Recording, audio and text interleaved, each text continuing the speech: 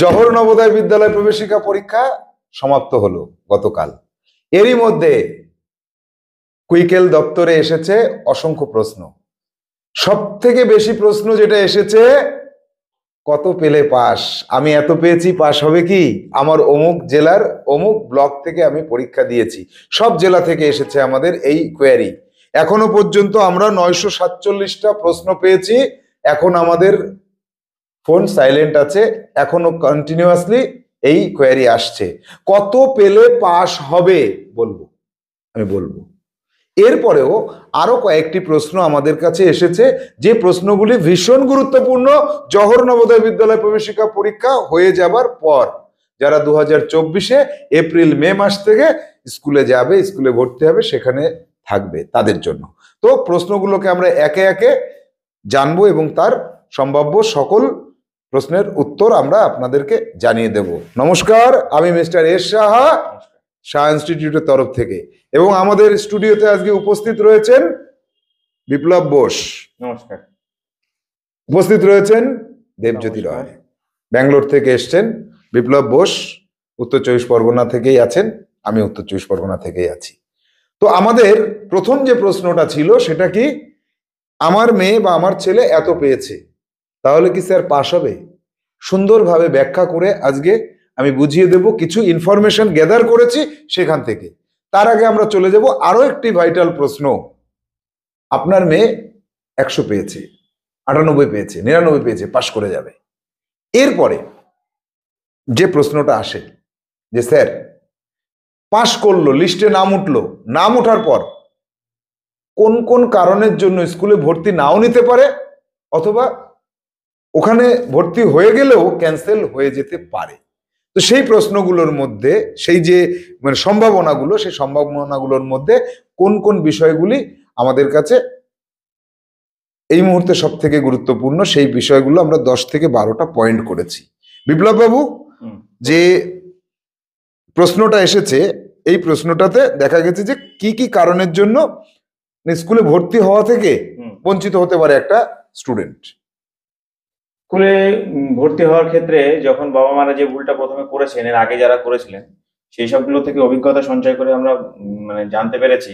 তার মধ্যে সবচেয়ে প্রথম যেটা আসে সেটা হচ্ছে যে ভর্তির সময় বা ফর্ম ফিল আপের সময় যে ডকুমেন্টস গুলো ওনারা টিক দিয়েছেন, যে ইনফরমেশন গুলো ওনারা সাবমিট করেছেন, নামটা, নামের বানান, বাবার নাম, তার বানান, ডেট অফ বার্থটা সঠিক আছে কিনা, এই ইনফরমেশন গুলো যে কাগজ থেকে ওনারা করেছেন, যেরকম বার্থ সার্টিফিকেট, আধার কার্ড, বাবা মায়ের ভোটার কার্ড বা আধার নাম্বার, স্কুল লিভিং সার্টিফিকেট, এই সব নাম্বারগুলো যে ডকুমেন্টস এর মধ্যে আছে, সেগুলো যেন একদম এক্স্যাক্টলি সেম হয়।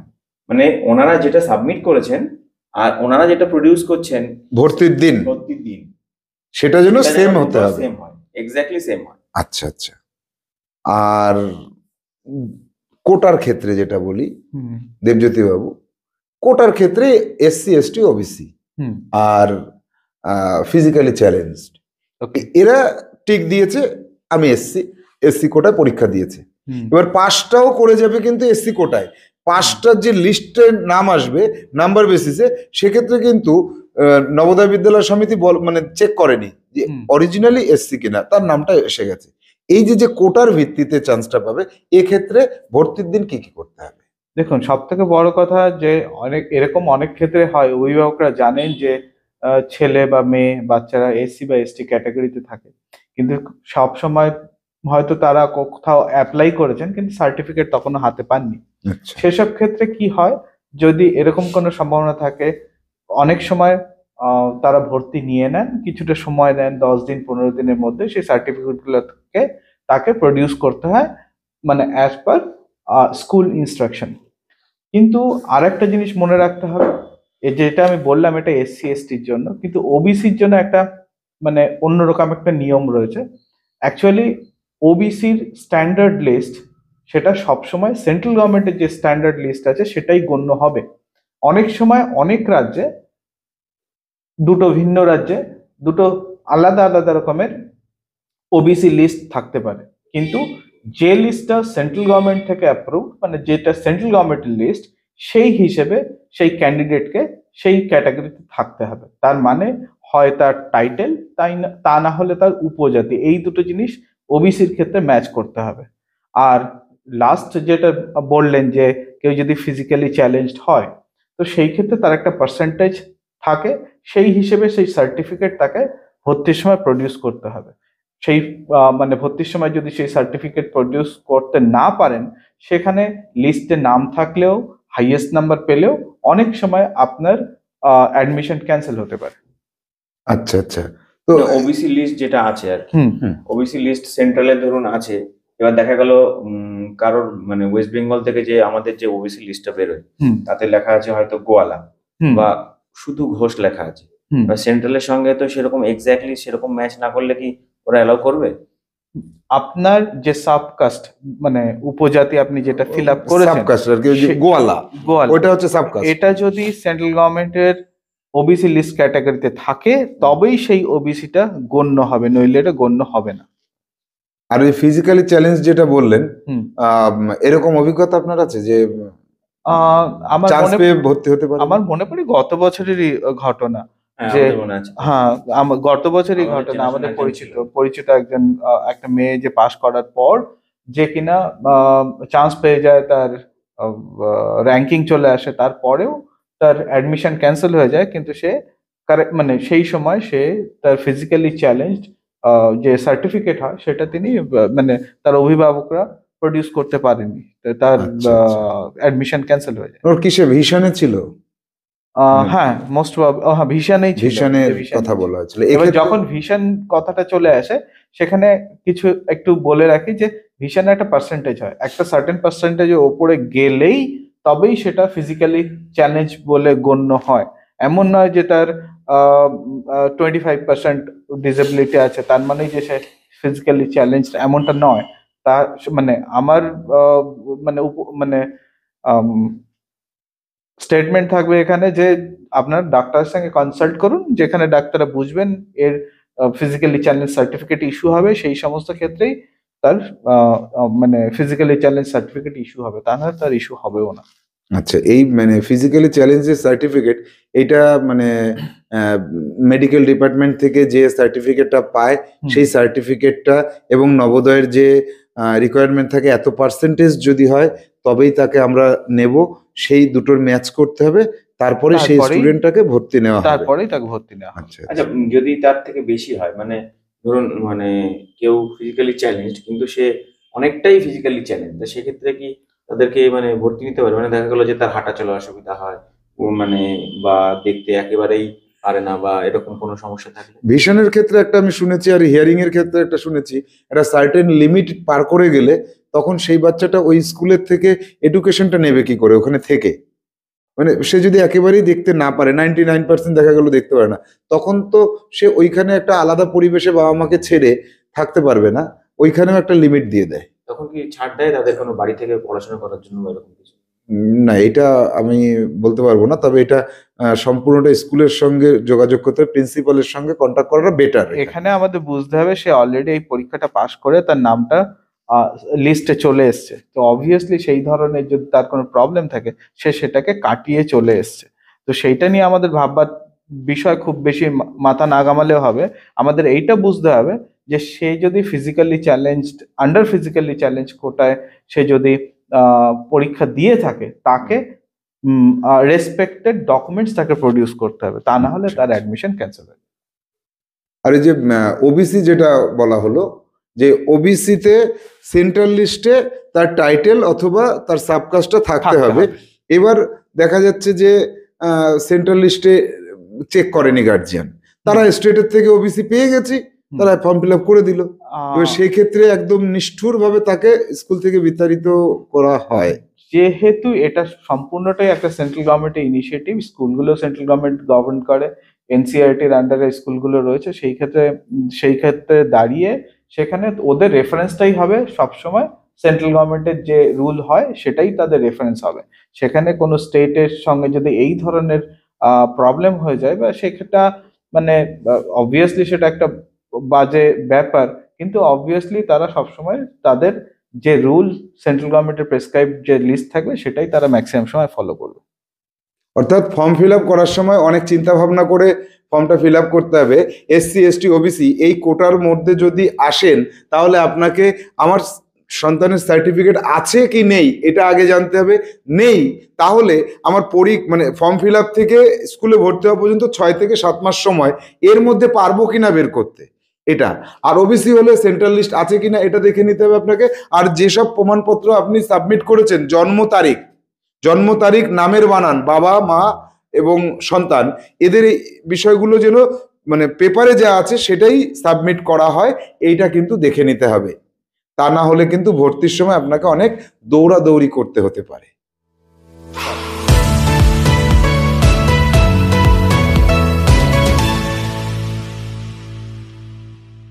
আচ্ছা, একটা ইন্টারেস্টিং প্রশ্ন এসছে এবার। যিনি করেছেন তিনি তার নাম প্রকাশ করতে ইচ্ছুক নন। এবার প্রশ্নটা হচ্ছে যে একবার পরীক্ষা দেওয়ার পরেও দ্বিতীয়বার যদি কেউ পরীক্ষা দেয় তাহলে সেক্ষেত্রে কি হবে? বেশ, মানে ধরুন কারোর বয়স আছে, প্রথমবারে পারলো না, সে যদি চেষ্টা করে দ্বিতীয়বারে পরীক্ষাটা দিয়ে মানে সে সফল হয়, তাহলে সেক্ষেত্রে কি হতে পারে? বেশ, গতকাল রাতেই এই প্রশ্নটা আসছিল বারবার, হুম। আপনিও আমাকে বলেছেন। আচ্ছা, এই বিষয়ে আমি বলি, প্রথমত এখন যেভাবে ফর্ম ফিল আপ হচ্ছে তাতে দ্বিতীয়বার পরীক্ষায় তো বসা যাচ্ছে না, কারণ আধার কার্ড পুট করলে সেক্ষেত্রে ক্যান্সেলেশন চলে আসছে। বয়সের বাইরে বেরিয়ে গেলেও ক্যান্সেলেশন আসছে, আর বয়সের মধ্যে রয়েছে।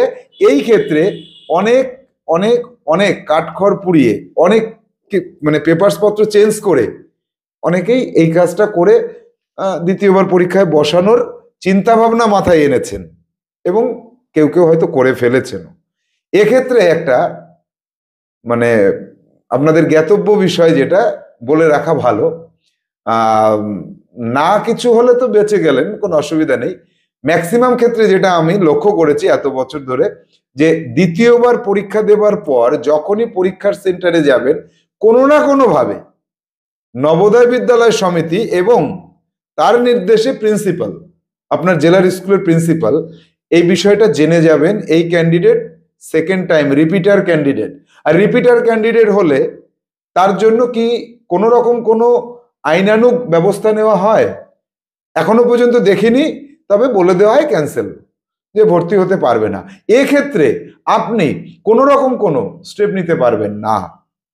যদি প্রিন্সিপাল একবার বলে দেন যে এটা রিপিটার এবং তার সপক্ষে উনি যদি প্রমাণ দেখাতে পারেন, তাহলে আপনি আর কিছু করতে পারবেন না। নবোদয় বিদ্যালয় সমিতির সিদ্ধান্ত চূড়ান্ত। এক্ষেত্রে আপনি অনুনয় বিনয় কোনো রকম কোনো স্টেপ, কোনো রকম কোনো কিছুই করতে পারবেন না। এটা হচ্ছে একটা মানে জ্ঞাতব্য বিষয়। কারণ বর্তমান যুগে ভারতবর্ষের বুকে দাঁড়িয়ে যদি স্বচ্ছতা কোথাও থেকে থাকে, একাধিক জায়গায় আছে, কোথাও যদি থেকে থাকে, স্পষ্টভাবে নবোদয় বিদ্যালয় প্রবেশিকা পরীক্ষায় পাশ করা এবং ভর্তি হওয়া, এক্ষেত্রে রিপিটারকে কিন্তু অলওয়েজ সাইড করে দেওয়া হয়। অবশ্যই, যে এখানে আরেকটা জিনিস বুঝতে হয়, আমরা মানে ক্রমশই যাতে স্বচ্ছতা আমাদের সমাজে বাড়ে সেই দিকেই পৌঁছচ্ছি। আমরা ডিজিটাল ওয়ার্ল্ডে এই মুহূর্তে ডিজিটাল পেমেন্ট সিস্টেমে ওয়ার্ল্ডের মধ্যে সব থেকে বড় কান্ট্রি। তো সেইখানে দাঁড়িয়ে যখন আপনার সন্তানের একটা প্রথম ধাপ, এটা তো আর তার চাকরির পরীক্ষা নয়, তার মানে জীবনের শুরুর শিক্ষা জগতের প্রথম ধাপ। তো সেখানেই যদি একটা এরকম ছলনা বা এরকম চতুরতার সঙ্গে যদি সেটা শুরু হয়, আমার মনে হয় না সামাজিকভাবেও সেটার একটা খুব একটা ভালো সাড়া আপনি পাবেন। গুড, একদম। হ্যাঁ, এটাই স্বাভাবিক। আচ্ছা, এর পরের যে কোশ্চেন গুলো সেগুলো আমি অনেকগুলো কোশ্চেনকে একবারেই মানে আমি ব্যাপারটা বুঝিয়ে বলছি। যে নবোদয় বিদ্যালয়ে পরীক্ষা দিতে গেলে যে ক্রাইটেরিয়া গুলো দরকার, তার মধ্যে হচ্ছে প্রথম একটা সবচেয়ে মেইন ইম্পর্টেন্ট হচ্ছে তার স্কুল। ঠিক আছে, এবার সেই স্কুলগুলোকে কিভাবে একজন সিলেক্ট করবেন? যেমন কোন বিদ্যালয় থেকে আমাকে তো প্রমাণ করতে হবে যে আমি 1-এ পড়েছি, 2-এ পড়েছি, 3-তে পড়েছি, এরপরে কি আমি 4 পড়বো, তারপরে 5-এ যাব, তখন পরীক্ষাটা দিতে পারবে। এইবার এই মানে স্কুলগুলোকে সিলেকশন করার সময় বাবা মায়েরা অনেক সময় ভুল করে ফেলেন। ধরুন একজন জেলা চেঞ্জ হলে কি হবে, বা কোন জেলায় পড়াশোনা করতে হবে, বা শহরে করবে না মফস্বলে করবে, এই জিনিসগুলো যদি একটু বলেন তাহলে ভালো হয়। বেশ, ক্লাস 3, 4, 5 এই তিনটে ক্লাসকে দেখা হয় নবোদয়ের জন্য। এবার ক্লাস 3, ক্লাস 4, ক্লাস 5 কনজুগেটেড 3 বছর পড়াশোনা করতে হবে। কোনো ক্লাসে রিপিট হলে হবে না। 3 পাস করে 4-এ উঠবে, 4 পাস করে 5-এ উঠবে, 5 থেকে 6-এ উঠছে, সেই জানুয়ারি মাসে তার পরীক্ষা হবে। এবার এই যে স্কুলগুলো, তিনটে ক্লাসের যে স্কুলগুলো একই জেলায় হতে হবে। তিনটে স্কুলকে আলাদা আলাদা জেলায় হলে হবে না, তিনটে স্কুল একই জেলায় থাকতে হবে। এবং ওই তিনটে স্কুল সরকারি স্কুল হলে কোনো কথা নেই, সে পরীক্ষায় বসতে পারবে, স্কুলে ভর্তি হতে পারবে। যদি সরকারি না হয়, সরকার অনুমোদিত কিছু স্কুল থাকে। এবার এই সরকার অনুমোদিত স্কুল হলেও সে পারছে। কিছু স্কুল থাকে প্রাইভেট স্কুল। এবার প্রশ্ন আসে অনেক যে প্রাইভেট স্কুল থেকে কি তাহলে পাশ করে মানে নবোদয় ভর্তি হতে পারবে না? আগে এটা কঠিন বিষয় ছিল, বর্তমানে এটা ডিজিটালাইজেশনের জন্য সহজ হয়ে গেছে অনেকটা। প্রাইভেট স্কুলেরও ক্যাটাগরি রয়েছে। কিছু প্রাইভেট স্কুল শিক্ষা পোর্টালে নাম তুলে দিয়েছে এবং তাদের ডাইস ফর্ম আছে। এক্ষেত্রে আমরা অনেকে এই ভাষাগুলো বুঝতে পারেন না, এক্ষেত্রে সহজভাবে যদি বলি, ক্লাস 3-তে যে স্কুলে পড়েছে, ক্লাস 4-এ যে স্কুলে পড়েছে, ক্লাস 5-এ যে স্কুলে পড়েছে, এই স্কুলগুলো হেডমাস্টার মশাইয়ের কাছে শুনতে হবে আপনার এখান থেকে নবোদয়ে পাশ করলে আমাদের যে রিটার্ন যে আমাদের সার্টিফিকেট লাগবে, এসআই এর সই করা হতে হবে। আপনার স্কুল থেকে কি এসআই এর কাছ থেকে সই করে আনা যায়? উনি যদি বলেন যে হ্যাঁ আমরা এসআই এর কাছে গেলে আমাদের এই স্টুডেন্টকে অ্যালাউ করে, তবে সেই স্কুল গ্রান্টেড। সার্ভিস ইন্সপেক্টরের কাছ থেকে নিতে হবে। হ্যাঁ, স্কুল এসআইএস যাকে বলা, স্কুল ইন্সপেক্টর যিনি, ওখান থেকে করে আনতে হবে। তো এই তিনটে ক্লাস তাকে প্রমাণপত্র দিতে হবে, বেসিক্যালি অ্যাফিলিয়েশন থাকতে হবে, অ্যাফিলিয়েশন থাকতে হবে। আচ্ছা, আরো একটা বিষয় আছে, তিনটে স্কুল একই জেলায় যেমন হতে হবে, আর ওই ক্যান্ডিডেটকে তার বাবা মাকে ওই জেলার বাসিন্দা হতে হবে। এবার বাসিন্দার মধ্যে দুটো ক্যাটাগরির বাসিন্দা করা হয়েছে। একটা ক্যাটাগরি হচ্ছে ওই জেলাতে তাদের জন্ম, ওই জেলাতে তারা বাসিন্দা, জেলার এ প্রান্ত ও প্রান্ত হতে পারে, কোনো অসুবিধা নেই। আরেকটা হতে পারে বাবা মা কর্মসূত্রে আর এক জেলাতে এসছেন, আচ্ছা, এবার এই জেলাতে বাচ্চাকে পড়িয়েছে 3, 4, 5, এক্ষেত্রে কি করবে? তাদের প্রমাণপত্র সব অন্য জেলাতে, কিন্তু এই জেলাতে সে বাচ্চা পড়েছে, পাশও করেছে, বাচ্চার জন্ম অন্য জেলাতে। আচ্ছা, এক্ষেত্রে তাকে বাস করতে হবে বলেছে, বলেনি এই জেলার তাকে ভোটার আই কার্ড থাকতে হবে বা বার্থ সার্টিফিকেট হতে হবে, বাস করতে হবে। অস্থায়ী বাসিন্দা হলেও চলবে। মানে সেক্ষেত্রে utility bills। হ্যাঁ, রেন্টের পেপার দেখাতে পারে, ইলেকট্রিক বিল দেখাতে পারে, জলের বিল দেখাতে পারে, যে কোনো একটা প্রমাণপত্র যে কোনো তাকে একটা দেখাতে হবে। ইউটিলিটি বিল হলেই চলবে, বাড়ি ভাড়ার কাগজ বাড়ি ভাড়া দেখাতে পারবে, কাগজ, ইউটিলিটি বিল বেসিক্যালি। চাকরি করলে চাকরির পেপার দেখাতে পারে, ব্যাংক যদি তারা অ্যাকাউন্ট থাকলেও ব্যাংক অ্যাকাউন্টের লোকাল অ্যাড্রেস হলে হবে। বাড়ি ভাড়া যদি না থাকে, ধরুন সরকারি কোনো অফিসে থাকে, তাহলে সেই কোয়ার্টারে থাকে, সেটা হলে তো একদম সহজ হয়ে যাবে ব্যাপারটা। সেটা তো সার্টিফিকেট ইস্যু সে তার অথরিটির কাছ থেকে certificate পেয়ে যাবে। এটা একদম ইজি হয়ে গেল। তারপরে ইভেন প্রাইভেট কোয়ার্টার ব্যাপারটা বলছি, মানে ডাইস কোডের ব্যাপারটা যদি আরেকবার বলেন, যে ওই মানে স্কুলটা সরকারি রিকগনাইজড আর গভর্নমেন্ট, একটা হচ্ছে গভর্নমেন্ট প্রাইমারি স্কুল বলুন বা গভর্নমেন্ট স্কুল যেগুলো হয়, মানে যেগুলো এলিমেন্টারি স্কুলের থাকে, যেগুলো থেকে মানে 1 থেকে 4 বা 5 পর্যন্ত পড়ানো হয়, বা প্রি প্রাইমারি থেকে 5 পর্যন্ত পড়ানো হয়, সেরকম ধরনের স্কুল আছে। আর একটা আছে হচ্ছে গিয়ে যেগুলোকে গভর্নমেন্ট রিকগনাইজড করেছে, তাদেরকে একটা ইউনিক কোড দিয়েছে, তাই তো? আমাদের এলাকাতে যে প্রাইমারি স্কুলগুলো আমরা দেখে থাকি, আমরা জানি যে ওটা সরকারি স্কুল, অ্যাকচুয়ালি ওটা সরকারি নয়, ওটা সরকার অনুমোদিত স্কুল। এটাকে বলা হচ্ছে অনুমোদিত স্কুল, রিকগনাইজড। যেটা আমার বাড়ির পাশে একটা প্রাইমারি, আর একটা ওই পাড়ায় একটা প্রাইমারি, ওই পাড়ায় একটা স্কুল আছে যেগুলোকে আমরা নরমালি সাধারণ চলতি ভাষায় কেজি স্কুল বলে আমরা জানি। এইটা কেজি স্কুলের মধ্যে ডিফারেন্সিয়েটটা কিভাবে করব? ওই কেজি স্কুলের প্রিন্সিপাল বা প্রধান শিক্ষকের কাছে যেতে হবে এবং বলতে হবে যে আপনাদের এখান থেকে পাশ করলে আপনি কি এসআই এর কাছ থেকে এই স্টুডেন্ট আপনার স্কুলের স্টুডেন্ট, আপনি এই মানে সার্টিফাই করবেন।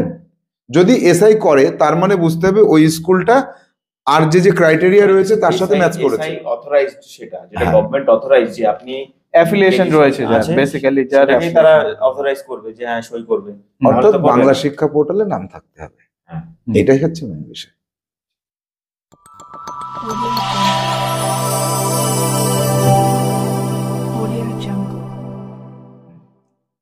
চলে আসবো পরবর্তী প্রশ্ন। পরবর্তী প্রশ্নটা আমাদের সাহা ইনস্টিটিউটের যে কর্মকাণ্ড, এই কর্মকাণ্ড সম্পর্কে অনেকেই আপনারা জানতেন না।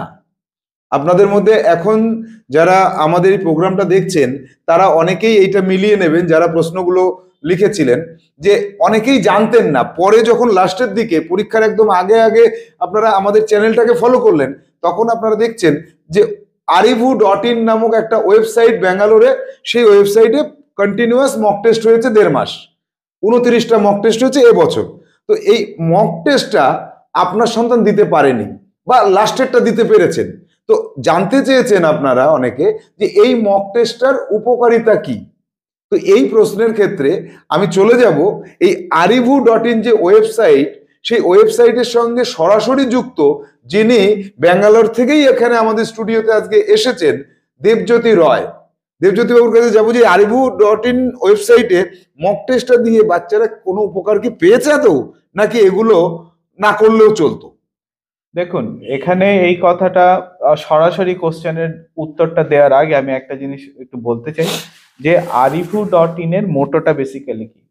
arivu.in বেসিক্যালি আমরা প্রমোট করতে চাই যে কোনো ধরনের এক্সাম যেটা বাচ্চারা বা কোনো কম্পিটিটিভ এক্সাম বা তাদের যারা দিচ্ছে, সেটা যেন সেখানে একটা প্র্যাকটিস এনভায়রনমেন্ট তারা যেন সেখানে পায়। এবারে জেএনভি যে পরীক্ষা হলো সেটা সম্বন্ধে বলতে গেলে প্রায় 1.5 মাস আগে থেকে আমরা 29টা মক টেস্ট আমরা চালিয়েছিলাম।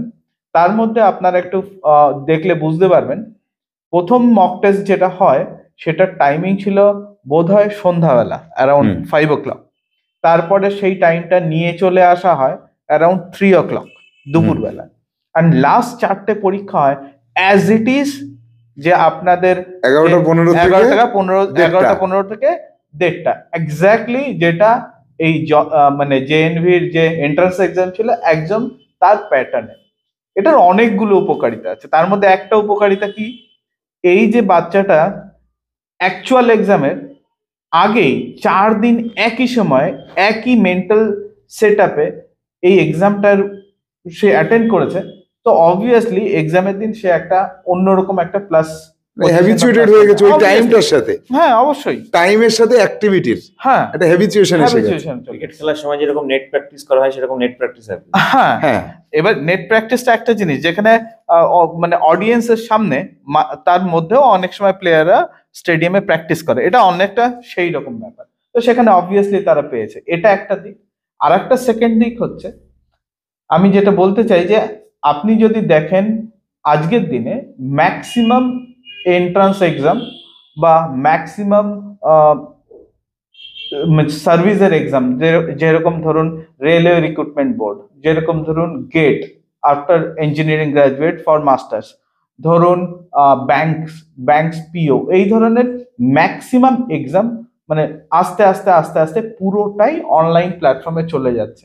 আর সেখানে একটা বাচ্চা যে ক্লাস 5 থেকে 6 এর একটা অনলাইন এক্সাম দিচ্ছে, তো তারা এই সময় থেকেই সেই জিনিসটার জন্য তৈরি হয়ে যাচ্ছে যে এইটাই হবে একটা আলটিমেট জায়গা যেখানে গিয়ে সমস্ত পরীক্ষাগুলো অনলাইন এনভায়রনমেন্টেই হবে। তো এটা ছিল আমাদের ইনিশিয়েটিভ arivu থেকে। অ্যান্ড আমার মনে হয় ভবিষ্যতে এরকমও সিচুয়েশন হতে পারে যে arivuতে হয়তো জেএনভি মক টেস্টের জন্যই হয়তো আপনি 10টা মানে ভারতবর্ষের 10টা রাজ্যের 10 প্রান্ত থেকে 10টা টিচারদের কোশ্চেন পেপারের মক টেস্ট দেওয়ার সুযোগ পাবেন। তো অবভিয়াসলি সেখানে বাচ্চারা একটা অন্য রকম এক্সপিরিয়েন্স শেয়ার করতে 29টা পেপার ছিল, তো প্রতিদিন তো আলাদা আলাদা কোশ্চেন ছিল, আলাদা আলাদা সেট ছিল। তো 29 দিন যখন ও প্র্যাকটিস করছে তখন ওর 29 বার 29 রকম ভাবে ওর খেলার সুযোগ পাচ্ছে। হ্যাঁ অবশ্যই। আর এটা বললে ভুলভ্রান্তি গুলো তো কারেকশন করে নিতে পারছে। হ্যাঁ অবশ্যই। একটা অঙ্ক করতে গিয়ে বেঁধে গেছে, তো সেটা নিয়েই সময় চলে গেল, লাস্টের 10টা অঙ্ক পারলো না।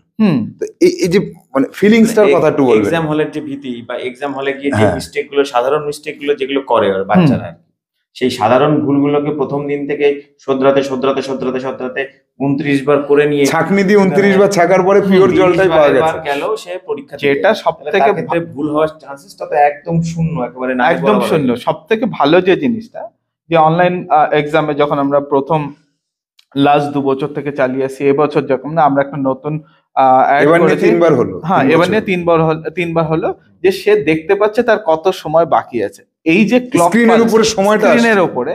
তো সেখানে যে যে ক্যান্ডিডেট যে পরীক্ষা দিচ্ছে, বাচ্চারা যে পরীক্ষা দিচ্ছে, তার সঙ্গে এই যে সিস্টেমের যে একটা সম্পর্ক, সেই সম্পর্কটা অনেকটা বেশি মানে তাদের মানে হেল্প করেছে আর এখানে কি যারা বেসিক্যালি। মানে আমার ব্যাপারটা আমি বলছি যে এখানে যারা কোশ্চেন সেট করছে, হুম এরা হয়তো দেখা গেল যে এরা 30 বার পরীক্ষা দিচ্ছে, এর ভবিষ্যতের জন্য একটা অনেক বড় অপরচুনিটি খুলে যাচ্ছে। মানে হুম হয়তো দেখা গেল যে কোনো বাচ্চা সবাই 100% নাও পেতে পারে, হুম কারণ সিট তো সীমিত।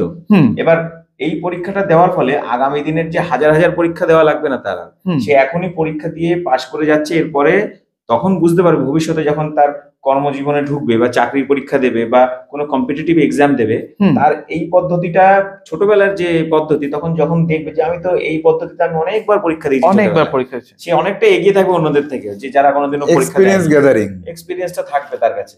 হ্যাঁ। মানে এটা তো একেবারে ন্যাশনাল বলুন বা ইন্টারন্যাশনাল পদ্ধতিতে মেনেই আমরা প্রশ্নটা যেটা আসছে বা কোয়েশ্চেনে সেটা আসছে বা অনলাইন পরীক্ষাটা হচ্ছে, সেক্ষেত্রে দাঁড়িয়ে তার ক্ষেত্রে অনেকটা অ্যাডভান্টেজ পাচ্ছে সে। আরো 2-3টে জিনিস বলছি আমি। ধরুন 29টা এক্সাম যারা দিয়েছে যে বাচ্চারা, তারা যদি কখনো আরিফুতে কখনো লগ ইন করে, তারা এই 29টা এক্সামের রেজাল্ট একই জায়গায় তারা পাবে তাহলে আজীবন। আজীবন। আর সেটার একটা অন্যরকম ভ্যালু আছে।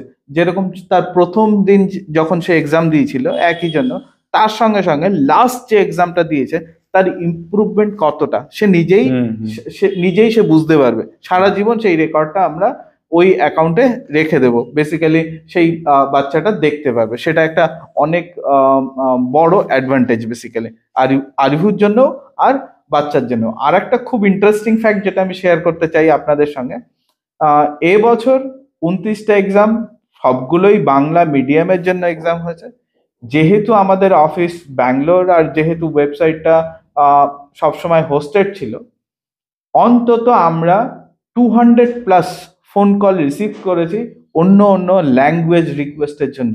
মানে উড়িষ্যা থেকে, ঝাড়খণ্ড থেকে, রাজস্থান থেকে, ইভেন তামিলনাড়ু থেকে অনেক স্টুডেন্টরা কল করেছেন। তারা আমাদের কাছে জানতে চেয়েছেন যে এই এক্সামটা কি অন্য ল্যাঙ্গুয়েজে হয় না, মানে মিডিয়াম অফ এক্সাম অন্য ল্যাঙ্গুয়েজে হয় না। সেক্ষেত্রে তো আমাদের বাংলা ছেলের অ্যাডভান্টেজ বেশি পাচ্ছে। অবশ্যই, সেটা তো আমি বলতেই চাই, সেটা তো অবশ্যই ভারতবর্ষের বুকে এখনো তো এরকম 30টা মক টেস্ট করেছে জেএনভির জন্য। হ্যাঁ, নেই এরকম আমিও তারপরে আমাদের সার্চ জানা করার নেই, চেষ্টা করি। থাকতে না না পারে। না, আমিও সার্চ করার চেষ্টা করি যে দেখি অন্য কেউ, অ্যাটলিস্ট তাদেরকে আমি এই ইনফরমেশনটা দিতে পারবো যে অমুক জায়গায় আপনি চলে যান, এই এই তারা এই মক টেস্টটা প্রোভাইড করছে। আমি সেটা পাইনি, আমি সেটা পাইনি। আচ্ছা, আর দ্বিতীয়ত যখন দেখলাম যে রিপিটেডলি কল আসছে, মানে অ্যাপ্রক্স 200 কলস মিনস খুব ভালো অ্যামাউন্টের কল, তো তখন আমরা একটা সময় ডিসিশন নিই যে আমরা এই বাংলা মিডিয়ামের একটা কোশ্চেন পেপারকে অ্যাটলিস্ট একটা এক্সাম হলেও আমরা অন্য ল্যাঙ্গুয়েজে বেসিক্যালি কনভার্ট করব। ইংলিশ হিন্দি এই দুটো তো আমাদের একটা টার্গেট রয়েছে ছিল, কিন্তু এই বছরও তো আমরা তার জন্য আমরা রিসোর্স পার্সন খুঁজছিলাম যে বেঙ্গলি থেকে হিন্দি ট্রান্সলেটর আমরা খুঁজছিলাম, কিন্তু আমরা পাইনি। যদি আপনাদের মধ্যে কেউ মানে এই ধরনের কাজের সঙ্গে যুক্ত হতে চান অভিভাবকদের মধ্যেও, অবশ্যই আমাদের অফলাইনে যোগাযোগ করবেন, সেটা আমাদের ভালো লাগবে। 9932224569 স্ক্রিনে যে নাম্বারটা এখন দেখা যাচ্ছে এটা।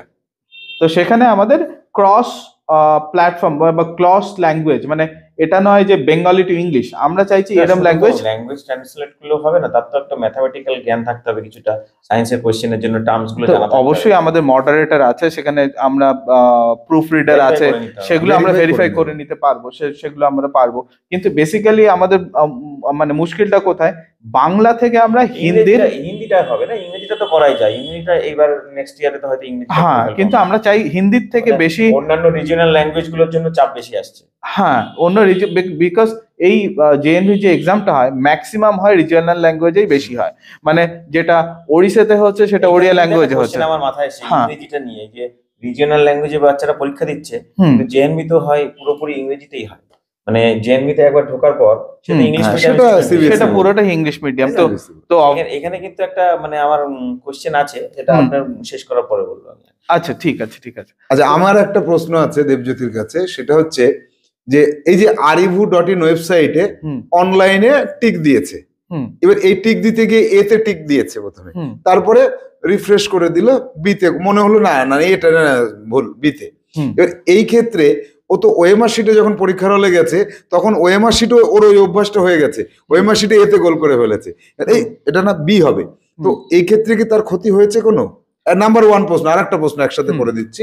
2 নম্বর প্রশ্ন, বাড়িতে বসে যে ওএমআর শিটে গোল করে করে যারা পরীক্ষা দিত তার থেকে কি arivu.in ওয়েবসাইটে পরীক্ষা দেওয়া এটা কি বেশি এফেক্টিভ ছিল? এই দুটো প্রশ্ন। প্রথম প্রশ্নের জবাবে বলি, দেখুন এখনো পর্যন্ত আমরা কেন, যেহেতু আমরা গত 2 বছর ধরে এই এক্সামটা চালাচ্ছি, 3 বছর 3 বছর ধরে চালাচ্ছি, তো আমরাও অনেক ফিডব্যাক এক্সপেক্ট করি যে আপনারা আমাদের দিন। যদি এটা মনে হয় যে রিডু, মানে যেটি আমি ধরুন একটা এক্সামের ABCD 4টে অপশন আছে, আমি সিতে অলরেডি চুজ করলাম, আমি সেটা চেঞ্জ করে আমার তারপরেক্ষণে মনে হয়েছে এটাকে আমার চেঞ্জ করা দরকার, আমাকে এটা চেঞ্জ করে ডি করতে হবে। তো এই যে কাজটা আপনারা যদি মনে করেন যে মানে বেশিরভাগ যদি আমাদের সাজেশন দেন যে না, মানে আপনি আপনার এটা ফার্স্ট শট, মানে আপনি একটা এক্সামের একটা Single কোশ্চেনের সিঙ্গেল টাইমই আনসার করতে পারবেন, আমাদের সফটওয়্যার অলরেডি রেডি, মানে এটা নিতে পারে, আমাদের শুধুমাত্র সেটাকে অ্যালাউ করতে হবে যে ফার্স্ট টাইম সে যেটা আনসার করলো তা সেটাই থাক, তার ফাইনাল আনসার হবে।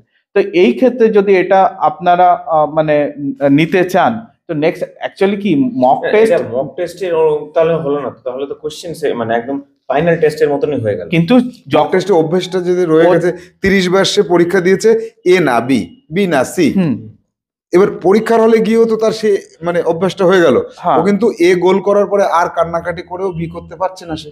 কারেক্ট। তো সেখানে দাঁড়িয়ে আমি বলবো যে অভিভাবকরা যারা, আপনারা মাস্টারমশাই যারা এরকম এর সঙ্গে কানেক্টেড, প্রথম কিছুদিন হয়তো আমরা অপশনটা রাখলাম, প্রথম 10টায় থাকলো, No, প্রথম 10টা আমাকে থাকলো, যদি আমাকে এরপর থেকে আমাদের ইনস্ট্রাকশন থাকলো যে যা হবে ফাইনাল, মানে সিঙ্গেল ক্লিকেই ওর এন্ট্রি হয়ে যেটা যাবে। টেকনিক্যাল ব্যাপারটা আচ্ছা টেকনিক্যাল ব্যাপার, technically platform is ready, first of all platform is ready, দুটোর জন্যই, দুটোর জন্যই রেডি। কিন্তু আমার মনে হয় ব্যক্তিগতভাবে বললাম, পার্সোনালি বলছি, যদি আমি টিচার হতাম আর আমি যদি স্টুডেন্ট হতাম, আমি যদি সবসময় ফার্স্ট শটের প্র্যাকটিস করতাম, আর আমি যদি যখন রিয়েল এক্সামে যাচ্ছি আমি যদি সেটাকে একবার রিডু করার সুযোগ পাই, actually I am in advantage.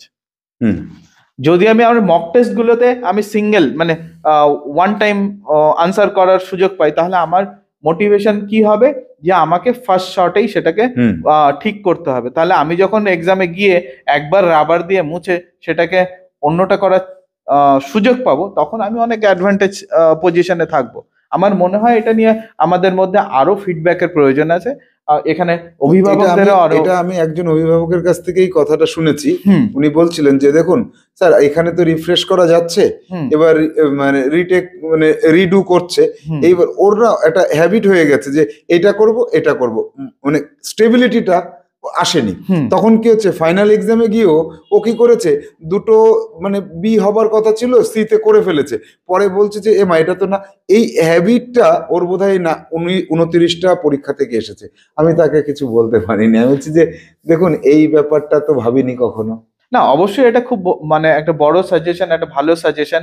এটাকে নিয়ে আমাদের ভাবতে হবে, কোনো একটা সিস্টেম একদিনে ডেভেলপ হয় না, সেটাকে স্লোলি সেটা ডেভেলপ হয়। অবভিয়াসলি এটা খুব ভালো ইনপুট, এটার উপরে আমরা হয়তো ইন্টারনালি অনেক ডিবেট করে একটা মানে হেলদি ডিসিশনে নেক্সট টাইম হয়তো আমরা আসবো, হয়তো সেখানে বাচ্চারা একবারই সেটাকে এক্সাম দেওয়ার মতো, মানে একবারই আনসার দিতে পারবে। তার সঙ্গে সঙ্গে আপনাদের আরো বলে রাখি, আমাদের প্ল্যাটফর্ম এর জন্যও রেডি, যদি আপনারা কখনো চান ভুল উত্তরের জন্য কোনো নেগেটিভ মার্কিং, তার জন্য সিস্টেম রেডি। জেএনভিতে নেই এটা, হ্যাঁ না অন্যান্য এক্সামে করতে পারবে, ঠিক আছে, কিন্তু অবভিয়াসলি যখন একটা বাচ্চার ভবিষ্যতের কথা হচ্ছে, তো অবভিয়াসলি এরকম ধরনের চিন্তা ভাবনা যদি আপনারা ঢোকাতে চান, টার্গেট ছিল যে যতটা আর কি জেএনভি অরিজিনাল এক্সামের কাছাকাছি নেওয়া যায়, ব্যাপারটাকে যতটা আর কি অরিজিনাল এক্সামের কাছাকাছি তাদের এক্সপেরিয়েন্সটা দেওয়া যায়, সেক্ষেত্রে তার প্র্যাকটিস সেশনটাও ভালো হবে, তার এক্সপেরিয়েন্সটা গ্যাদার হবে, তাহলে তার অরিজিনাল পরীক্ষার সময় তার আরো বেশি। এই ক্ষেত্রে নেগেটিভ মার্কিংটা অন্যান্য এক্সামে রাখলে চলবে। এই এক্সামে আমাদের যে অন্যান্য এক্সাম গুলো হয়, পাশাপাশি বলে দিচ্ছি, এর পাশাপাশি arivu.in ওয়েবসাইটে অন্যান্য এক্সাম গুলো চলবে। ওএমআর শিটের যে এক্সাম গুলো আছে সেই ওরিয়েন্টেড সব এক্সামেরই বন্দোবস্ত করা চলছে। আমার সেকেন্ড কোশ্চেন যেটা ছিল, বাড়িতে ওএমআর শিটে পরীক্ষা দিয়ে যারা পরীক্ষার হলে গেছে তারা বেশি অ্যাডভান্টেজ পেয়েছে না যারা আরিভু থেকে পরীক্ষা দিয়েছে তারা অ্যাডভান্টেজ পেয়েছে? 100% যারা arivu.in এ পরীক্ষা দিয়েছে তার কারণ দুটো তিনটে আছে। প্রথমত, যখন আমি যে মাস্টারমশাইকে প্রতিদিন যার কাছে পড়ি আর যাকে আমি দেখি তার কাছে পরীক্ষা দেওয়া একটা অন্যরকম ফিলিং, আর যখন একটা প্রফেশনাল এনভায়রনমেন্টে যাদের আমি চিনি না সেরকম একটা এনভায়রনমেন্টে পরীক্ষা দেওয়ার একটা অন্যরকম তার মানে অন্যরকম তার তাৎপর্য আছে। যখন যারা arivu.in এ যারা পরীক্ষা দিয়েছেন আপনারা হয়তো ম্যাক্সিমাম সময় কখনো সুদাম স্যারকেও পাননি, কখনো আমাকেও পাননি। আপনাদের এমন কিছু মানুষের সঙ্গে কমিউনিকেট করতে হয়েছে তারা হয়তো আপনার ভাষাও জানেন না। তো সেইখানে দাঁড়িয়ে তো আপনাকে অলওয়েজ একটা জায়গায় ফিল করতে হবে যে আমি একটা আননোন এনভায়রনমেন্টে, যেটা কিনা পরীক্ষায় অ্যাকচুয়াল পরীক্ষা হয় সেরকম একটা এনভায়রনমেন্টে আপনি পরীক্ষা দিয়েছেন। তো সেটা বাচ্চার মেন্টাল যে শক্তি যেটা তাকে ফাইনাল এক্সামে তাকে ভালো করবে সেই দিকে নিয়ে যাওয়ার জন্য অনেক একটা ভালো প্ল্যাটফর্ম। এক্ষেত্রে আমার একটা অভিযোগ আছে। আরিভুর যে ওয়েবসাইটটা আছে সেখানে তো অন্যান্য এক্সাম গুলো হয়, তো ওই এক্সামের সঙ্গে এই এক্সামের মধ্যে ডিফারেন্স গুলো কি? আমার সর্বোপরি ডিফারেন্স বলতে একটাই, যে নেগেটিভ মার্কিং নেই। না, আমি সেটা বলবো না, সেটা তো একটা টেকনিক্যাল পার্ট। এটা মানে arivu.in এ যত এক্সাম হয় সব থেকে বাচ্চাদের এক্সাম হচ্ছে এটা নাম্বার 1, যার জন্য নাম্বার অফ কোয়ারিজ সব থেকে বেশি। এটার মধ্যে আরেকটা কোশ্চেন আছে যে অনলাইনে যে কোশ্চেনটা হয় সেটা তো মাল্টিপল জায়গা থেকে আসে। কোশ্চেন যে সেট গুলো যে মানে যারা আর কি বাড়িতে এক্সাম দিচ্ছে বা বাড়িতে যেটা ওএমআর শিট জেনারেট করছে সেখানে তো এরকম ধরুন মানে স্টেটের বাইরের কোন টিচাররাও যে কোশ্চেন গুলো ইনপুট দিচ্ছে বাইরে থেকে, সেগুলো তো সেখানে সম্ভব নয়। না, সেটা সম্ভব সেই না। কোশ্চেন গুলো একটা কোশ্চেনের উপরে অন্তত 4-5 টিচার সেটাকে আর কি মানে বারবার করে দেখছেন যেটা কিভাবে করা যাবে না। আমি একটা পার্সোনাল এক্সপেরিয়েন্স শেয়ার করছি। ধরুন 4টে বাচ্চা আপনার ছেলে মেয়ের সঙ্গে একসঙ্গে কোথাও না কোথাও কোচিং। আমি এটার মধ্যেও দেখেছি এটা যে ওই কোশ্চেনটা হওয়ার পরে টিচাররা নিজেরাই আবার কিছু বার মক টেস্ট নিজেরাই একবার রান করিয়ে দেখে নিচ্ছেন। আমি বলছি কিছু টেকনিক্যাল জিনিস আমি বলছি, আপনারা বোঝবার চেষ্টা করবেন। ধরুন আপনার বাচ্চা তার আরো 5 জন বন্ধুর সঙ্গে কোথাও না কোথাও ওএমআর শিটে টেস্ট লিখছে কোনো একটা জায়গায় যেখানে আপনি দিয়েছেন। তো সেখানে কি হবে, কোশ্চেন পেপারটা সবার জন্য কমন। তারা হয়তো দূরে দূরে বসে থাকলেও তাদের কোশ্চেন পেপারটা কমন। মানে ধরে নিন কোশ্চেন এ মানে কোশ্চেন 1 তার ABCD 4টে অপশন আছে, এই 4টে অপশনের মধ্যে সি কারেক্ট আনসার। তো সি আপনি ওএমআর শিটে সবাই যদি কারেক্ট আনসার করে সবাই সিতেই সার্কেল করবে।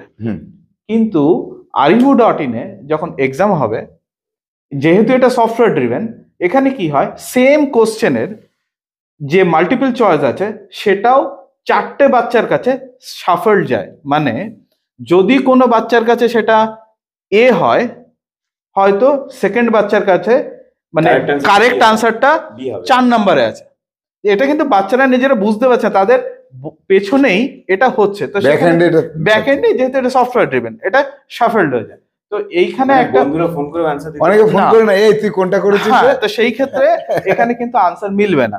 ঠিক আছে, সেটা একটা বড় অ্যাডভান্টেজ, যেটা কিনা তারা যখন পেন পেপারের কোশ্চেন পেপারে এটা করবে সেটা কিন্তু ইমপ্লিমেন্ট করা অত্যন্ত মানে টিডিয়াস জব, সেটা সম্ভব নয়, যেটা কিনা সেই ফ্যাসিলিটি গুলো এখানে পাওয়া যায়।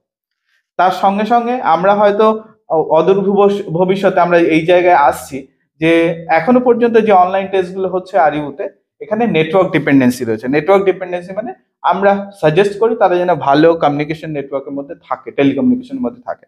তো আমাদের মোস্ট প্রবাবলি আনাদার 6 মান্থস আমরা হয়তো এরকম জায়গায় পৌঁছে যাব যেখানে রান টাইম মানে যখন তার এক্সাম স্টার্ট হবে আর এক্সাম শেষ হবে, এই যে টাইম ফ্রেম 2 ঘন্টা বা যে কোনো এক্সামের ক্ষেত্রেই, সেই সময় কোনো নেটওয়ার্ক ডিপেন্ডেন্সি থাকবে না। মানে যদি কারো এক্সাম স্টার্ট হয় তার ফোনে যদি নেটওয়ার্ক না থাকে তারপরেও সে এক্সাম কমপ্লিট করতে পারবে।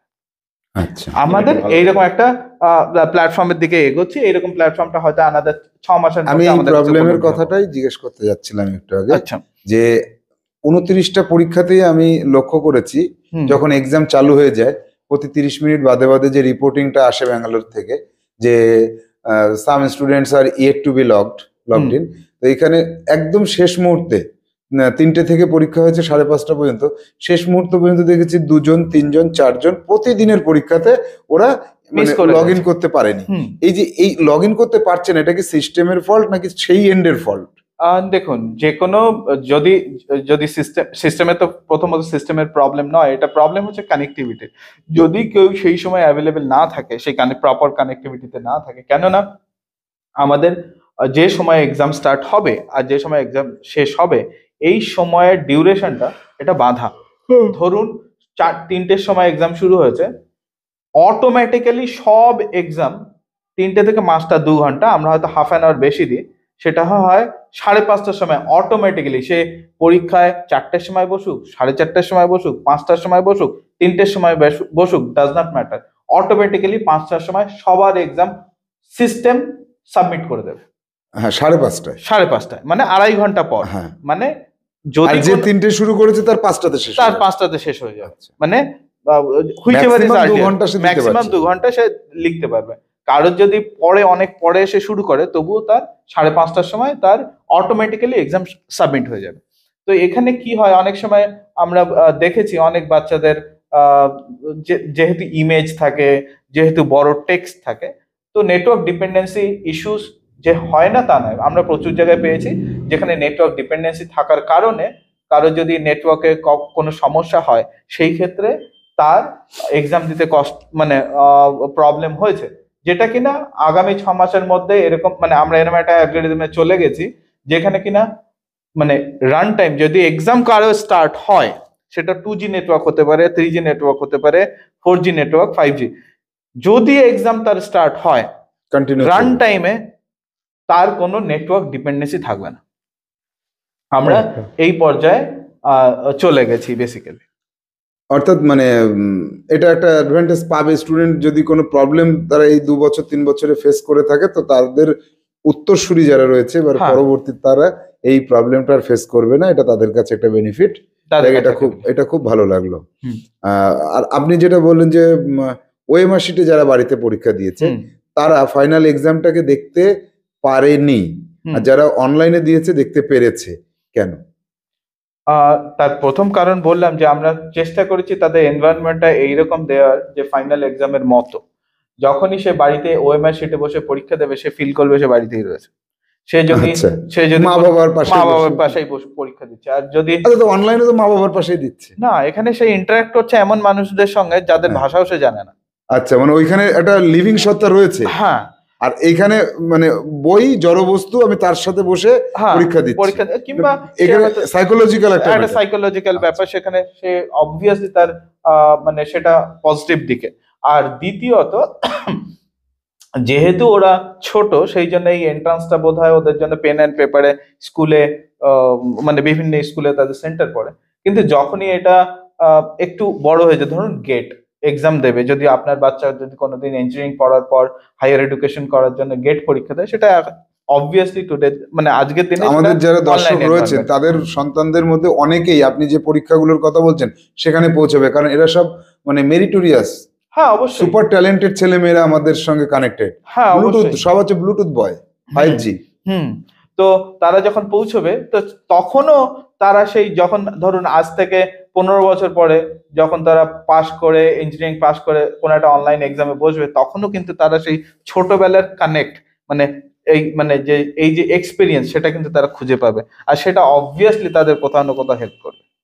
বেশ, তাহলে একটা আমরা খুশির খবর পেলাম এবং এটা আমাদের কাছে আনন্দের। আগামী দিনে arivu.in, ARIVU, arivu.in এই ওয়েবসাইটটা আপনার সন্তান, আপনার যে সন্তানটা এখন পরীক্ষা দিয়ে নবোদয়ে চলে গেল, ভবিষ্যতে সেও আবার সুযোগ পাবে, আপনার পরবর্তী সন্তান অথবা আপনার পরিচিত আর যারা ছোট থেকে বড়র দিকে যাচ্ছে, প্রত্যেকেই কিন্তু এখান থেকে সেম বেনিফিট গুলো আদায় করে নিতে পারবে। একটা ছোট্ট কথা আমি বলতে চাই, ধরুন আপনার ছেলে বা মেয়ে আজকে arivu.in এ JNVST-র মক টেস্টের পরীক্ষা দিয়েছে, হয়তো 15 বছর পরে আমরা দেখব সেই বাচ্চারাই অন্য একটা টেস্টের মক টেস্ট, জয়েন্ট এন্ট্রান্সের মক টেস্ট হতে পারে, মেডিকেল নিটের মক টেস্ট হতে পারে, কিংবা গেটের মক টেস্ট হতে পারে, তারা যদি কোনোদিন সেটা আরিফুল প্ল্যাটফর্মে নেয়, তারা কিন্তু তাদের ছোটবেলার নাম্বারগুলো সেই দিনও দেখতে পাবে, এসব মানে রিজার্ভ করা থাকবে, রিজার্ভ করাই থাকবে, প্রিজার্ভ বেশ, করাই থাকবে, তা খুব সেই ভালো, প্রোফাইলের খুব মধ্যেই ভালো। হবে। আচ্ছা, তো এবার আসবো পরবর্তী আর একটা মানে কোয়ারি অনেকেই করছেন যে যখনই ফোন করছেন পশ্চিমবঙ্গ, আসাম, ত্রিপুরা, এই জাস্ট মানে আমাদের আজকের আলোচনার শুরুতেই ত্রিপুরা থেকে একটা ফোন আসলো। এবার ফোনগুলো আসছে যে আপনাদের সেন্টারটা কোথায়। নর্মালি মানুষের ধারণা যে আমার ছেলে মেয়েকে আমি ইনস্টিটিউটে পাঠাবো, ভেতরে ঘরে ঢুকিয়ে দেবো, স্যার ভালো পড়াবেন, ওই স্যার কেমন পড়ান, লোকের কাছে শুনেছি ভালো পড়ান। এবার এই যে অফলাইন যাকে বলে সরাসরি কানেক্টিভিটি, এবার অনলাইনে সমগ্র 3টে রাজ্য জুড়ে যে পশ্চিমবঙ্গ, আসাম, ত্রিপুরা, যারা বাংলা ভাষা বোঝেন, তো এনারা বলছেন যে অনলাইনে স্যার, অফলাইন কোথায় আছে আমাদের বাড়ির পাশে। তো আমার প্রশ্ন হচ্ছে যে অনলাইন এডুকেশন, অনলাইনে যে টিচিংটা নেওয়া যায়, একটা বাচ্চা নিতে পারে, তার সুবিধা কিছু কি আছে, আর যদি থাকে সেগুলো কি কি, আর অসুবিধার জায়গাগুলো কি কি, এই মানে দুটো সাইড, বোথ সাইডটা একটু বলবেন। বিপ্লব বাবু বলবেন, দেবজ্যোতি বাবু বলবেন, দুজনেই বলবেন আজকে।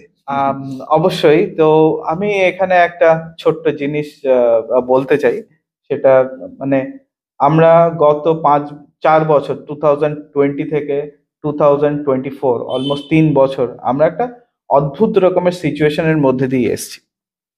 তো কিছু অভিজ্ঞতা, যেহেতু আমি ডিজিটাল ওয়ার্ল্ডের সঙ্গে কানেক্টেড, কিছু অভিজ্ঞতা আমার হয়েছে। আচ্ছা, এক্ষেত্রে বলে দিই, দেবজ্যোতি যখন বললো যে আমি ডিজিটাল ওয়ার্ল্ডের সঙ্গে যুক্ত, ব্যাঙ্গালোর ওরিয়েন্টেড একটি কোম্পানি ডিজিসেপি টেকনোলজি, সেই কোম্পানির সঙ্গে উনি ওতপ্রোতভাবে জড়িত আছেন। ওনার ডেজিগনেশন আমি বলবো না।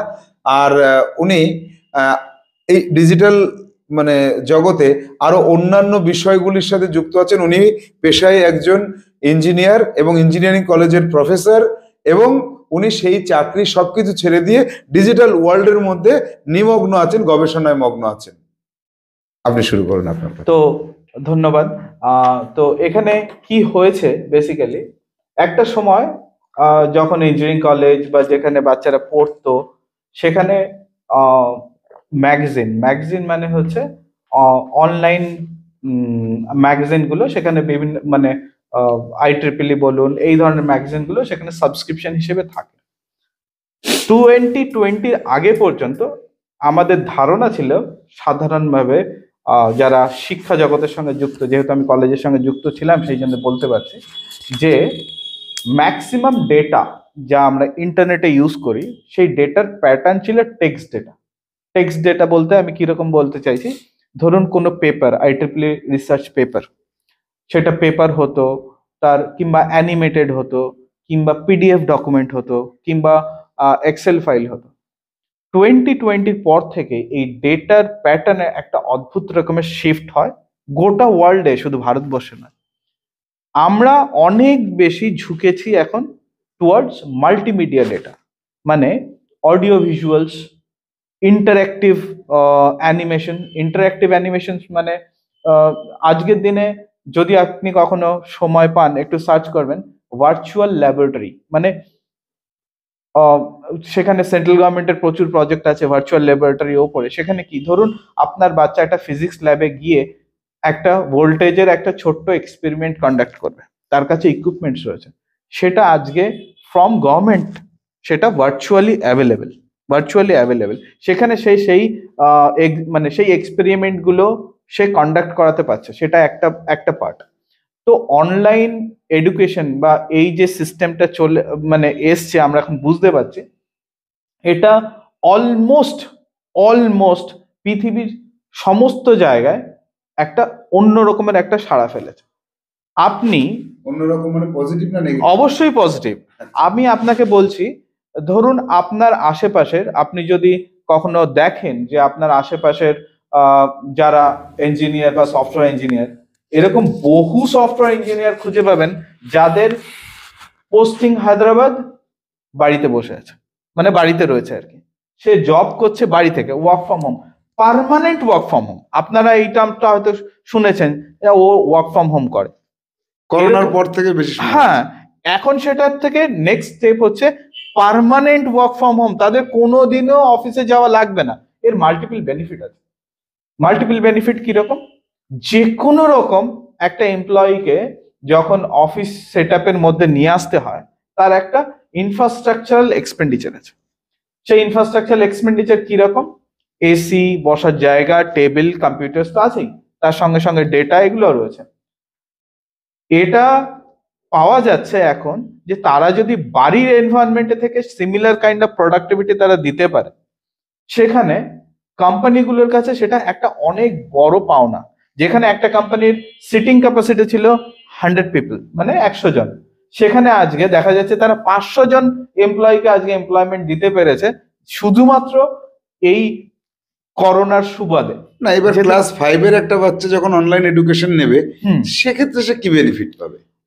না, আমি মানে পুরোপুরি, আপনি যখন ডিবেটটা হচ্ছিল online exam, online education and offline education. যখনই এটা অনলাইন এডুকেশনের মধ্যে চলে আসবে, তার রিসোর্স অনেক বেশি হবে।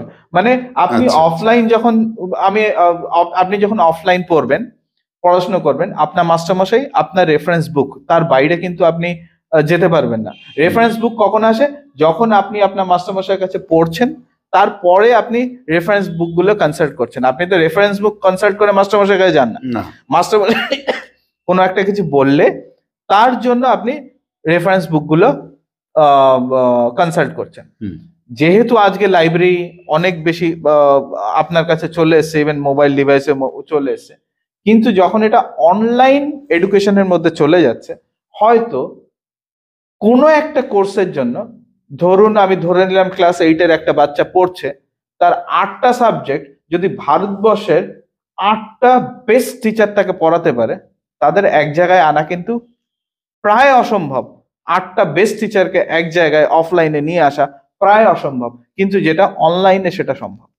মানে 8টা বেস্ট টিচার ওয়ার্ল্ডের 8 প্রান্ত থেকে সে একই সময় একই জায়গায় বসে সেই এডুকেশনটা নেওয়ার সুযোগ কিন্তু সে অর্থাৎ পাবে। মানে বেশি অভিজ্ঞ এবং বেশি এফেক্টিভ লার্নিংটা নেওয়া যায় অনলাইনে। এফেক্টিভের কথা আমি বলছি না, আমি বলছি বেশি রিসোর্স সে পাবে, বেশি ইনফরমেশন সে পাবে। আচ্ছা, ইনফরমেশনের মানে ব্যাপারটা কি হয় অফলাইনের ক্ষেত্রে, মানে ব্যাপারটা আমার কাছে মনে হয়েছে যে অনেকটা টাইম কনজিউমিং ব্যাপার। মানে একটা বাচ্চাকে একটা নির্দিষ্ট সময় একটা জায়গায় প্রতিদিন যেতে হবে, প্রতিদিন যেয়ে সেই নির্দিষ্ট সময় তাকে ঝড় হোক, বৃষ্টি হোক, বাদল হোক, ওয়েদার যা খারাপ থাকুক, বন্যা হোক, যা হোক, তাকে সেখানে পৌঁছাতে হবে তার এডুকেশনটা নিতে গেলে। সেখান থেকে যদি আমি অনলাইনে শিফট করে যাই, যেটা এখন সারা পৃথিবী চলে গেছে, এখন আমাদের ক্ষেত্রে মানে ইন্টারনেটের যখন থেকে আমাদের ইন্টারনেটটা একটু ভালো হয়েছে বা বেটার হয়েছে, তখন থেকে আমরা আস্তে আস্তে শিফট হচ্ছি। এখনো পুরোপুরি হয়ে পারিনি, কিন্তু সারা পৃথিবী কিন্তু অলরেডি হয়ে গেছে। এবার এই টাইম কনজিউমিং ব্যাপারটা একটা বাচ্চার ক্ষেত্রে কিন্তু খুব মারাত্মক জিনিস। মানে সময়টাকে সে কিভাবে ইউটিলাইজ করবে। আচ্ছা, একটা বাচ্চার মানে প্রোডাক্টিভ টাইম কখন, সে কখন পড়তে ভালোবাসে, কখন শুনতে ভালোবাসে, কখন সে কনসেন্ট্রেট করতে ভালোবাসে, এটা কিন্তু জানা দরকার।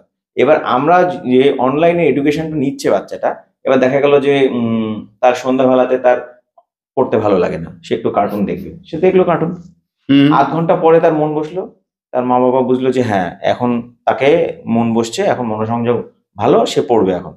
তখন তাকে অনলাইনে এডুকেশনটা দিতে গেলে তখন তো টাইমের কোনো লিমিট থাকছে না, সে একটা জিনিস বারবার করে পড়তে পারছে, মাস্টারমশাইকে বারবার বলতে হচ্ছে না। এটা অফলাইনে কিন্তু হয় না, মাস্টারমশাই একবার পড়ালেন, বুঝলে না বুঝলে না। আমি আরেকটা জিনিস বলতে চাই, ধরুন কোন একটা বাচ্চা হয়তো তার সকালবেলায় অঙ্ক করতে ভালো লাগে, যেটা অফলাইন প্ল্যাটফর্মে হলে তাকে ওই হয়তো দুপুরের 12টার সময় তার অঙ্কের ক্লাস, সকালবেলা সে কিন্তু অঙ্ক করার সুযোগ চয়েস করতে পারছে যে কখন আমি পড়বো, কখন আমি স্নান করব, কখন খাবো, কখন খেলবো, এটা তার কাছে সম্পূর্ণ ফ্রি। একটা বাচ্চার ক্ষেত্রে এটা অত্যন্ত দরকারি জিনিস যে তার খেলতে কখন ভালো লাগবে, খেতে কখন ভালো লাগবে, আর পড়তে কখন ভালো লাগবে। যেরকম ধরুন আজকে থেকে আমাদের এখানেও আছে অনেকেই ইন্ডিয়াতে থেকেও হার্ভার্ডে বা মানে অক্সফোর্ডের বিভিন্ন রকম জিনিস নিয়ে কিন্তু প্রফেসরদের কাছে অনলাইনে পড়াশোনা করছে, এরকম তো আছে। মানে এইবার একজন শিক্ষকের ক্ষেত্রে হাজার হাজার লোকের কাছে পৌঁছানোটাও সম্ভব নয়, যে একজন বেস্ট টিচার তো একজনই হয়, মানে সবাই কিন্তু বেস্ট টিচার হয় না, শেখায় সবাই। এবার কারোর ক্ষেত্রে দেখা যায় যে আমার ওই স্যারের পড়াটাই খুব ভালো লাগে, আমি ওই স্যারের কাছেই পড়তে চাই। এবার আমি ওই পড়াটাকে সে তার ক্ষেত্রে দেখা গেল কমিউনিকেশন গ্যাপ হচ্ছে। আসামে গিয়ে পড়ানো, আসামে গিয়ে পড়ানোটা যেরকম সম্ভব না, তার ক্ষেত্রেও আসাম থেকে এখানে এসে পড়ানোটা সম্ভব না। কিন্তু আমাকে ওনার কাছ থেকেই শিখতে হবে। আমি ওই শেখাটা ভালোভাবে শিখতে পারি, ওই স্যার আমাকে ভালো সহজে শেখাতে পারে। এই যে জিনিসগুলোর মধ্যে মানে ব্রিজ একমাত্র অনলাইন এডুকেশন। এই ব্রিজটাকে বানিয়ে দিয়েছে অনলাইন এডুকেশন, ছাড়া এই ব্রিজটা সম্ভব হতো না। অনলাইন এডুকেশন এসছে বলেই একজন টিচার অনেক বাচ্চাকে যেরকম পড়াতে পারছে, আর অনেক বাচ্চা তাদের ইচ্ছা মতন সময়, তাদের সময় মতন তারা সেটা পড়তে পারছে। এটা তো তার ক্ষেত্রে মানে জোর করার কোনো ব্যাপার নেই, তার পড়াটা সেটা তার নিজের কাছে ব্যাপার, যে চয়েস অফ ম্যাটার, মানে সে কখন পড়তে চায়, কিভাবে পড়তে চায়, সে শুয়ে পড়ছে, বসে পড়ছে, কখনো দেখা গেল ঘাড় ব্যথা হয়ে গেল, বসে থাকতে পারছে না, শরীর খারাপ হয়েছে, কখনো কখনো শরীর খারাপ হলে তো পড়তে যেতে পারবে না। শরীর খারাপ হয়েছে, এবার এরকম যে বাবা বাড়িতে নেই, আমাকে নিয়ে যাবে কে, মা বাড়িতে নেই, আমাকে নিয়ে যাবে কে। এবার যাতায়াতেও তো একটা এক্সপেন্ডিচার আছে না একজনের, একটা বাচ্চাকে নিয়মিত নিয়ে যাওয়া এক জায়গাতে, সেখান থেকে নিয়ে আসা বা পড়তে যাওয়া, মানিটারি এক্সপেন্ডিচার একটা, হ্যাঁ, আর ফিজিক্যাল লেবারের দুটোই তো এক্সপেন্ডিচার আছে। একটা আছে। দেখুন অনেকের ক্ষেত্রে অনেক বাবা মাই আছেন যারা দুজনেই ওয়ার্কিং, দুজনেই কাজ করে। এবার তারা তাদের ইয়েতে এখানে ইনভেস্টমেন্ট বলতে গেলে আমাদের যে ড্রব্যাক যেটা, সেটা মেইনলি হচ্ছে কি নেটওয়ার্ক ডিপেন্ডেন্সি। মানে আমাকে পড়তে হয় বা আমাকে মানে এডুকেশনটা নিতে হয়, সেক্ষেত্রে আমাকে একটা ডিভাইস দরকার, ডিজিটাল ডিভাইস। সেটা কম্পিউটার হতে পারে, ল্যাপটপ হতে পারে, ট্যাব, মোবাইল ফোন, এরকম ধরনের একটা ডিজিটাল ডিভাইস দরকার যেটাতে ইন্টারনেট কানেক্টিভিটি আছে।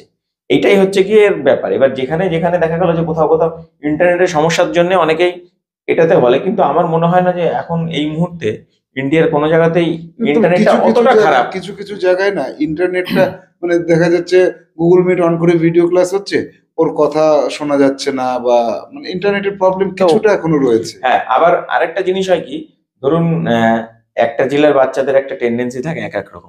এবার ধরুন একটা 5 জেলার বাচ্চারা এক জায়গায় এসে ইন্টারঅ্যাক্ট করে দেখছে যে তাদের সঙ্গে পড়াশোনা করছে একটা ভালো ছেলে, দেখা গেল যে ছেলেটা সবচেয়ে ভালো আমাদের পাড়ার, সে তার কম্পিটিশন খুঁজে পাচ্ছে না। ওভাবে আমি সেরা, হ্যাঁ, সে তার কম্পিটিশন খুঁজে পাচ্ছে। অনলাইন ক্লাসে যাও, তুমি তোমার সেরার থেকেও সেরা আরেকজন আছে, তুমি এখানে উত্তর 24 পরগনা সেরা হতে পারো, কিন্তু নদিয়ার একজন সেরা আছে, তুমি তার সঙ্গে কম্পিটিশন করো। দার্জিলিং এর একজন আছে, তুমি তার সঙ্গে কম্পিটিশন করে দেখাও যে তুমি কিভাবে পারছো না পারছো। আরেকটা জিনিস আমি বলতে চাই এখানে অ্যাড করতে, যে আপনি একটা ইন্টারেস্টিং ফ্যাক্ট বললেন, অফলাইন এডুকেশন নর্মালি ফোকাসড হয় আমাদের ভারতবর্ষে এখনো পর্যন্ত যেটা ছিল, যে সেটা ভালো এমপ্লয়ি তৈরি করার জন্য, ভালো এমপ্লয়ার তৈরি করার জন্য নয়। তো যখন সেটা অনলাইন এনভায়রনমেন্টে চলে যায়, সেখানে লিবার্টি সব থেকে বেশি, যেটা অফলাইন এডুকেশনে ডিসিপ্লিন সব থেকে বেশি। এই দু জায়গায় দুটোর অবশ্যই প্রয়োজন আছে। তবুও বলবো আজকে ভারতবর্ষে most probably highest number of start up companies আছে গোটা ওয়ার্ল্ডে। এগুলো মানে শুধুমাত্র আজকে সম্ভব হয়েছে যে তারা আপনার বাচ্চা আরো 10টা হয়তো বড় হয়ে আরো 10 জন মানুষের জন্য এমপ্লয়মেন্ট তৈরি করবে। যদি এরকম একটা সোসাইটির দিকে আমরা পৌঁছতে পারি, বা এরকম একটা সোসাইটির দিকে যদি আমরা চলে যেতে পারি, সেখানে একটা মানে অদ্ভুত রকমের আমাদের দেশের একটা লাভ হবে। তার সঙ্গে সঙ্গে এই যে মানে লিবার্টি যেখানে বেশি হবে, একটা বাচ্চা ছেলের থিঙ্কিং ক্যাপাবিলিটি যত বেশি হবে বা যত সুদূর প্রসারী হবে, ও যে বললো যে একটা নদিয়ার ছেলে কি ভাবছে আর একটা ধূপগুড়ি জলপাইগুড়ির ছেলে কি ভাবছে, এই দুটোর ভাবনা যখন একটা প্ল্যাটফর্মে চলে আসবে, তাদের মধ্যে আরো বেশি আইডিয়াস জেনারেট হতে থাকবে, তাদের ভিতরে আরো বেশি অন্য অন্য আইডিয়া জেনারেট হতে থাকবে, যেখান থেকে দুজনেরই অ্যাকচুয়ালি অনেক দুজনের বেনিফিট হবে। আলটিমেটলি সোসাইটির কিন্তু অনেক বড় বেনিফিট হবে, কারণ নাম্বার অফ মানে স্টার্ট আপস যারা নতুন কিছু করতে চায়, এইরকম মানে ছাত্রের সংখ্যা বেশি হবে, যারা আমরা হয়তো আমাদের সময় আমরা হয়তো আমাদের সময় কখনো ভাবতে পারিনি যে ইউটিউবার কখনো একটা প্রফেশন হতে পারে, কিন্তু আজকে এটা অলরেডি প্রুভেন যে ইউটিউবার একটা প্রফেশন। তো এইরকম ধরনের অনেক প্রফেশন হয়তো আমরা দেখতে পারবো, যেখানে লিবার্টিকে যদি আমরা বেশি প্রাধান্য দিই, লিবার্টির সঙ্গে সঙ্গে অনেক ধরনের ইনোভেশন আসবে। আমার আর একটা বিষয় এখানে মানে মনে হচ্ছে যে একটা স্টুডেন্ট যখন অনেক দূরে কোথাও পড়তে যায়, তার যে ফিজিক্যালি তাকে যে এফোর্ট দিতে হয়, বাড়িতে ঘরে বসে যখন ফিজিক্যাল এফোর্টটা হচ্ছে না, ওর কিন্তু থিঙ্কিংটা কিন্তু মানে টোটালটাই ও 100% ওইখানে দিতে পারছে পড়াশোনার ক্ষেত্রে। ব্যাপারটা এক্ষেত্রে স্পেশালি নবোদয়ের ক্ষেত্রে ব্যাপারটা কিরকম, ধরুন নবোদয়ের যে বা কোচিং বলুন বা ইনস্টিটিউশন বলুন, এগুলো তো মানে প্রতিটা জায়গায় বা প্রতিটা ব্লকের দূরে দূরে অনেক দূরে, একটা বাচ্চাকে খুঁজে নিতে হয়। যদি ফিজিক্যাল যদি কোনো ইনস্টিটিউশন খুঁজতে হয়, তাকে হয়তো দেখা গেল কোনো কোনো বাচ্চাকে আমি দেখেছি 2-3 ঘন্টা জার্নি করে যেতে হয়, আবার 2-3 ঘন্টা জার্নি 8 ঘন্টাও আরো করেছে। আছে। হ্যাঁ, সেগুলো তো বলছি, এটা মিনিমাম হ্যাঁ। 2-3 ঘন্টা জার্নি করে একটা যেতে হচ্ছে, তাকে এফোর্ট দিতে হচ্ছে। এবার সে একটা বাচ্চা নিজের স্কুল করছে, স্কুলটা তো থাকছেই, তার হুম। স্কুল করছে, তার পড়াশোনা থাকছে, তাছাড়াও এক্সট্রা কারিকুলাম অ্যাক্টিভিটিস এর মতন হুম। এটাকেও নিয়ে তাকে 2-3 ঘন্টা করে জার্নি করতে হচ্ছে, এবং সেটা সপ্তাহে 2-3 দিন হতে পারে। এইভাবে করে তার বাবা মার সঙ্গে তাকে যেতে হয়, সেখানে স্নান খাওয়া দাওয়া করে সেখানে পড়াশোনা করে আবার ফেরত আসতে হয়। তো এই যে যে জার্নিটা করছে সে, এটাতে গেলে তার অ্যাকচুয়াল যে এডুকেশন টাইমটা, এটা তো শ্রিঙ্ক করে ছোট হয়ে যাচ্ছে। দিনে যদি তাকে 5 ঘন্টার জার্নি করতে হয়, তাহলে হয়তো দেখা গেল 2 ঘন্টার পড়াশোনার জন্য 5 ঘন্টা জার্নি করতে হচ্ছে, তাহলে ফিরে এসে রেস্ট নিতে হচ্ছে, সেই টাইমটা নষ্ট, আলটিমেটলি তো লস হচ্ছে, লসই হচ্ছে। তার সময়টা একদম মিস ইউজ হয়ে যাচ্ছে, তাই না? তো সেই ক্ষেত্রে দাঁড়িয়ে অনলাইন প্ল্যাটফর্মটাই আমার ক্ষেত্রে বেস্ট মনে হয়, যে তার ক্ষেত্রে অনলাইন প্ল্যাটফর্মটা অত্যন্ত মানে সুবিধাজনক জিনিস ব্যাপারটা। আচ্ছা, এক্ষেত্রে গার্জিয়ানরা একটা কথা বারবার বলছে যে অনলাইনে যখন পড়াশোনা করছে, ও নাকি এই অনলাইনে পড়াশোনার সুবাদে মোবাইলের প্রতি আসক্ত হয়ে যাচ্ছে, শর্ট ভিডিও, রিলস এসব দেখছে। এটা কি অনলাইনে পড়াশোনার জন্যই হচ্ছে? প্রতিটা ক্ষেত্রেই কিন্তু হয়। হ্যাঁ, মানে এখন বর্তমান যুগে শুধুমাত্র যে পড়াশোনার জন্য এটা হচ্ছে এরকম আমার ক্ষেত্রে মনে হয় না। আমি দেখেছি যারা অনলাইনে পড়াশোনা করে না, তারাও রিলস দেখে, বাবা মার ফোন নিয়ে বাবা মার সঙ্গে থাকলো না বা কাছাকাছি থাকলো না, নিজেরাই খুলে রিলস দেখে। অথচ এটা একটা কিন্তু মাধ্যম, আপনি কিভাবে ইউজ করবেন সেটার উপর ডিপেন্ড করছে। ও হয়তো ওখান থেকে ম্যাথামেটিক্সের 4টে সমাধান খুঁজে বের করতে পারতো, কিন্তু সেটা না করে সহজ এন্টারটেনমেন্টের জন্য, এটা মোবাইলে থাকবে কেন? রিলস দেখার জিনিস ফেসবুক বা ওটা মোবাইলে না রাখলেই হলো। সমাধানটা কিন্তু গার্জিয়ানদের কাছে আছে, তারা সেটাকে একটা বাচ্চাকে লিমিটেড টাইম দেয়, মানে স্ক্রিন টাইমটা লিমিট করে দিতে হবে।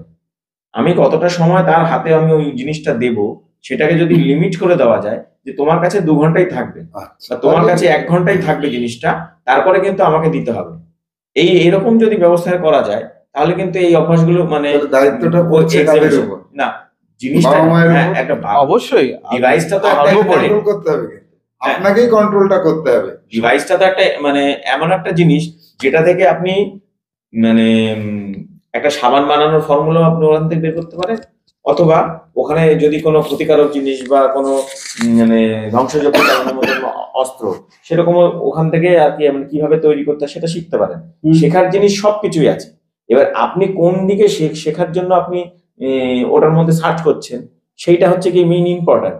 ইউটিউবে রিলসও দেখা যায়, আবার অনেক ছেলে মেয়েরা পড়াশোনা করে সেখান থেকে কিন্তু বড় বড় জায়গায় চলে যাচ্ছে, থেকে পাস করেছে কয়েক হাজার স্টুডেন্ট। এই অনলাইনে কিন্তু মক টেস্টও দেওয়া যায়, আবার অনলাইনে কিন্তু হাজার হাজার লোক সিনেমাও দেখতে পারে, ভিডিও দেখতে পারে, তাই না?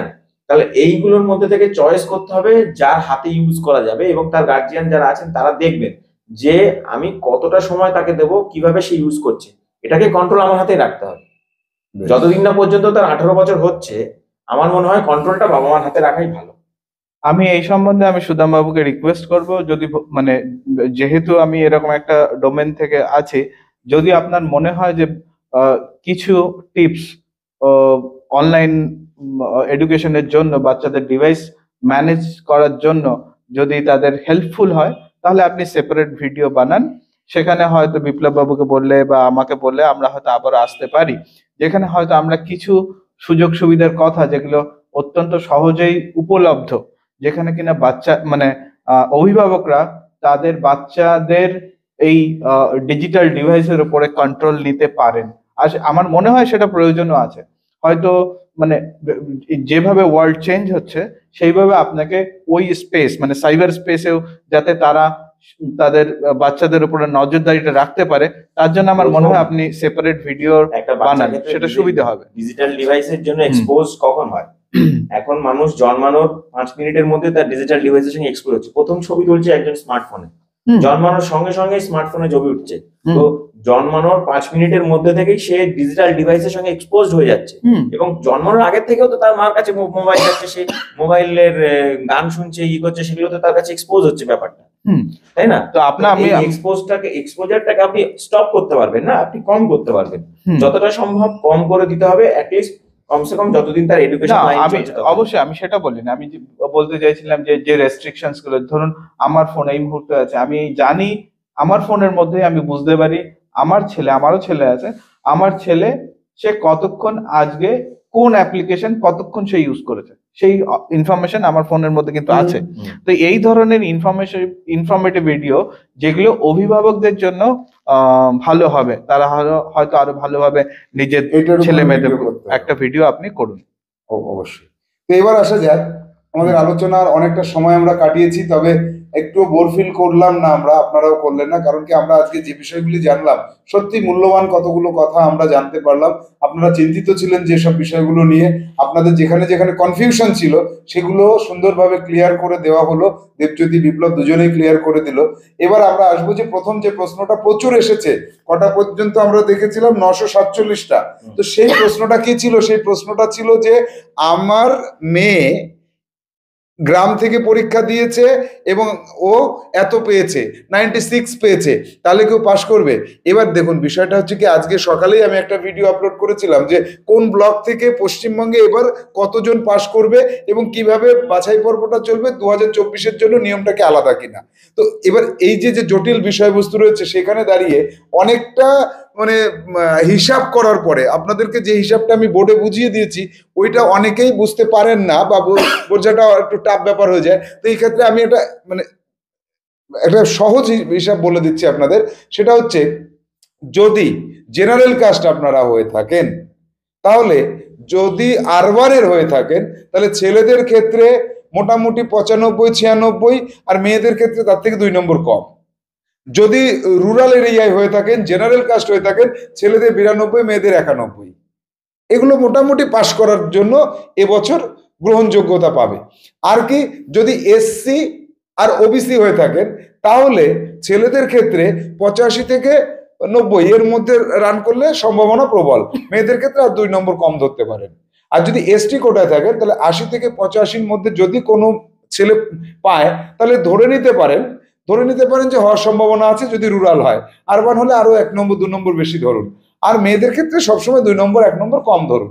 আর ফিজিক্যালি চ্যালেঞ্জ যেটা রয়েছে, এটার ক্ষেত্রে কাট আপ মার্ক তো মানে যেটা জেনারেলের ক্ষেত্রে সেটা সেরকমই।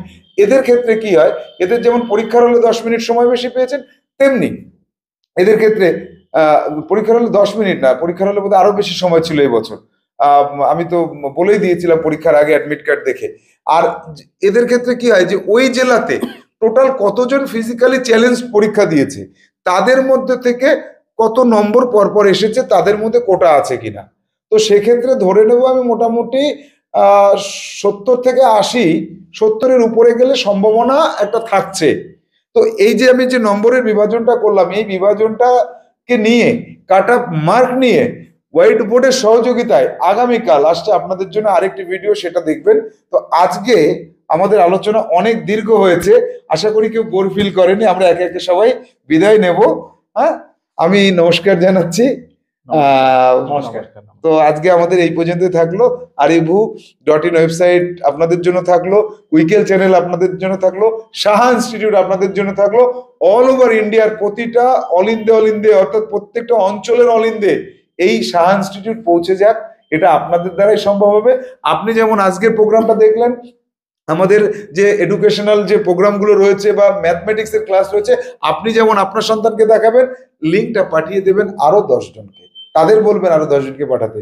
পশ্চিমবঙ্গের প্রতিটা অল ইন্ডিয়া পৌঁছে যাবে, ভারতবর্ষের অল ইন্ডিয়া পৌঁছে যাবে সাহা ইনস্টিটিউট, কুইকেল, আরিভু ইত্যাদি ইত্যাদি।